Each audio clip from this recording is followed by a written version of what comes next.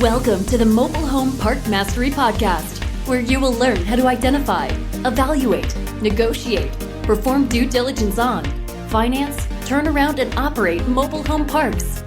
And now, here is your host, the fifth largest mobile home park owner in the United States, Frank Rolfe. Television is packed with so many exciting programs concerning home renovations.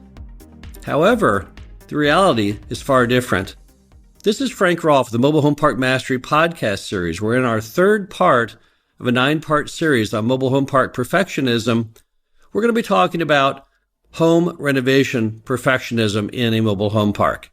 Yes, even though mobile home park owners prefer renting land, that's our business model, you cannot be an effective operator in the industry unless you know how to properly renovate homes. Now, there are 4 basic goals when you own a mobile home park and you have to think about home renovations. The first is to produce a product that is safe, clean, affordable, and completely in line with all laws and regulations. And yes, there are laws and regulations concerning mobile homes. Most every state out there has minimum habitability requirements, and you cannot deviate from these. Also, we're trying to produce something that is saleable or rentable, desirable by our customers. The second goal is to renovate homes as quickly as possible and to never forget the time urgency. Every day that $600 a month home is sitting empty, it's costing you money.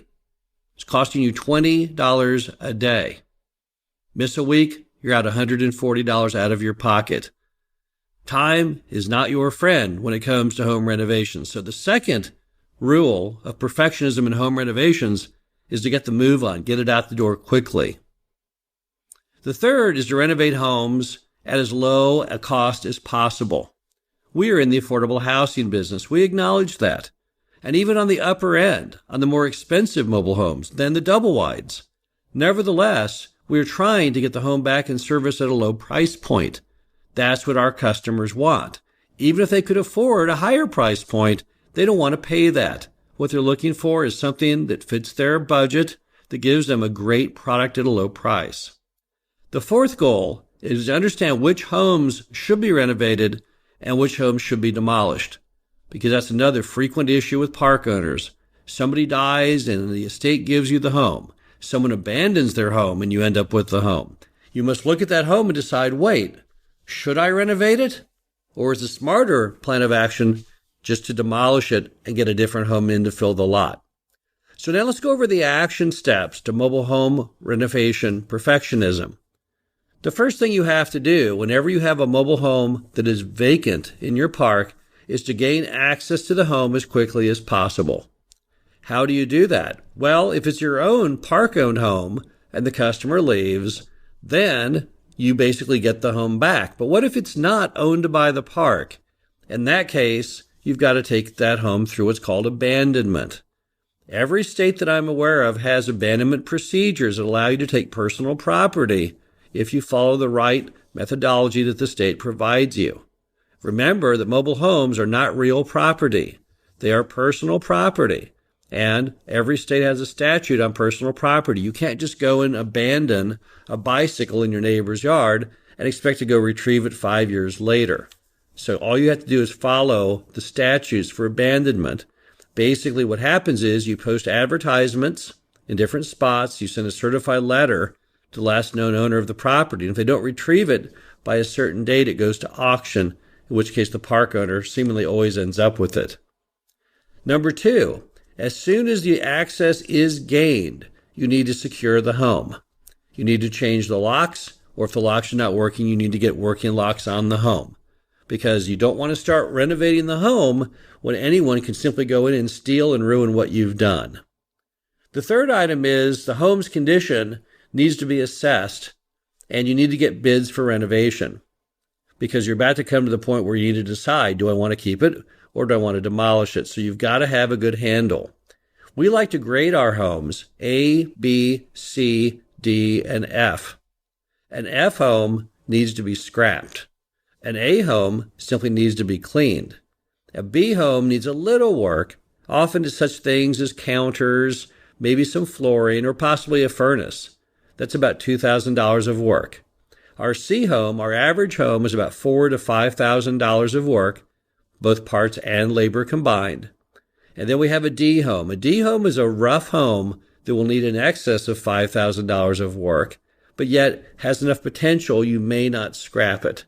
So you need to go in there and get those homes graded, and you need to get an idea of what it will cost to fix them. Next, if the budgets are in line with the budget, you need to start work immediately. Don't hold back. You're racing the clock. So if you go in and that home just needs to be cleaned, there's no time like today. Let's get it going. Let's clean out the trash. Let's get it clean. Let's get it back out the door. Next, all contractors should be pushed to finish the homes as fast as possible. You want to have in your agreement with the contractors the start date and the end date, and you want to have a penalty in there. Every day they don't have it done by the date they promised, they have to take a financial penalty, which makes up for your loss of revenue. All contractors should be immediately disciplined if they do not finish the home on schedule. And if along the way they seem to be falling up behind, you need to jump on them immediately, because always time is money. There needs to always be a sense of urgency as to what is going on. Anytime it takes you longer than a week or 2 weeks to renovate a home, there's clearly a potential problem unless the home requires so much work that that's unreasonable. No contractor should ever be paid until the job is completed and inspected. Do not, under any circumstances, take their word for it. They may say it's done, but until you've seen it, it's not technically done. And we don't live in the era anymore of 1 hour photo. There's this neat thing that you have in your pocket right now called the smartphone. Have the contractor take the photos of the home, both inside and out, if they want to get paid, and text those to you, and you look at the photos and you be satisfied. If you have a manager, have them look at it too, but don't make them the sole decider. You yourself can take the time, just a few moments, to look at the photos to make sure that it is completed exactly as you wanted, and then to pay the contractor. Remember that a home is not complete until a tenant can move into it. 90% done is still not done. Never let your foot off the gas as far as your sense of urgency until the home is 100% complete and inspected and ready to move in. And that includes such items as the stairs in good working order, the lights in good working order, all those little items that could make or break the sale need to be done before you count that home as being part of your inventory. So you've got to get those things done. If anything is found wrong with the home after the resident moves in, you need to immediately go back to the contractor for repair or replacement of whatever they did wrong. Contractors who do not stand behind their work can no longer be used, and the repair should be done immediately. Once again, the sense of urgency is ticking. So let's go over some other considerations in mobile home renovation perfectionism. Contractors often do not meet their timetable or quality standards, and you have to watch them like a hawk. You can never get too friendly with them. When you get friendly with them, you lose your edge. You can be polite, you can be respectful, but you never want to be buddies. We have noticed that in most properties that have a problem with mobile home renovations, what always is an issue is the contractors become too much of a pal to the manager, and when that happens, the manager lets their guard down as far as watching over the contractor, making them sure they get the job done. That is never going to work for you. Also, do not pour money into a home if it is less than 14 feet wide, if it's any older than the 1970s, has an unattractive floor plan. There's no point in renovating homes that nobody wants to live in. If you've never been in those 1950s and 60s homes, you have never lived as far as seeing what happened in the industry's progression into the modern product, because they're very, very small and crammed. Nobody wants to live in them. They're like being inside of a travel trailer, only it's a permanent fixture and not a very well-built travel trailer at that. They're just not attractive housing units. So do not start pouring big money into the stuff that is 10 wide or 12 wide or has tiny, tiny bedrooms as those 1960s and earlier homes have. Next, do not let homes fester for any reason. If you're waiting on the city permit, and then hound the inspector to get it. Don't let people ruin your business model. The squeaky wheel always gets the grease. So if you're not getting your permits in time, if you're not getting what you need, always raise your hand and complain. Don't do it in a manner that makes the inspector mad. But if you need to get your home skirted and you can't put the skirting on until the foundation has been inspected and the inspector has not shown up as they promised they would now in 2 weeks, that isn't going to work. You've got to call them up and say, hey, I've got to get the skirting on. I've got a customer for the home. Is there any chance you could come by? Do it in a pleasant manner. You'll work with that inspector potentially for years. But don't just sit there and wait and hope and pray they'll come out, because they normally don't. For all you know, they even lost their note to themselves to show up, and until you call them, they don't even remember. Always make the home the condition that you would live in. That's a key item. Always make sure that it is clean, detailed, and smell good. Don't ever get an attitude of, oh, well, the people who are going to live in this home, they're not very discriminating. They really don't know what nice quality is, because that's not true. Just because people do not have a lot of income does not mean they lose sight of a good product from a bad product. And if you start letting your guard down, you will send that message to the manager and to your repairman, and next thing you know, the quality will become extremely poor. You need to be on top of the total renovation cost of every home you do. Do not think that anyone else will track that or even care. So you have to work strictly off a series of written bids, both parts and labor, all the way to completion. And then you need to always make sure that everyone is staying on budget, because that's your money. And if you let that go over the budget, well, then that money is lost. Also, if you're going to go over a budget on a home, then you need to immediately panic, stop work, and figure out what is going on here. If the workman budgeted $4,000 to do the home, and he's gone ahead and spent the $4,000, and now, in the course of doing that, he's detected new problems, black mold hidden in the walls, electrical issues that require full rewiring.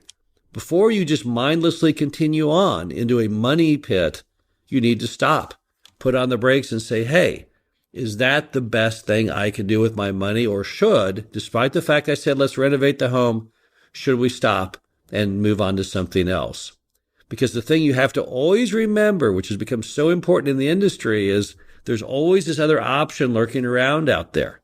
And that other option is known as bringing in new or repo homes. In many mobile home parks in the olden days, when you had homes to renovate, you renovated them. Why? You had no alternatives. New homes were very expensive and there were no financing programs whatsoever. No owner in their right mind would not renovate a home for $5,000 when it cost $30,000 cash to bring in the new home. However, thanks to Warren Buffett's 21st mortgage, times have changed. Now I can bring in a brand new home through the 21st mortgage system with zero out-of-pocket expense.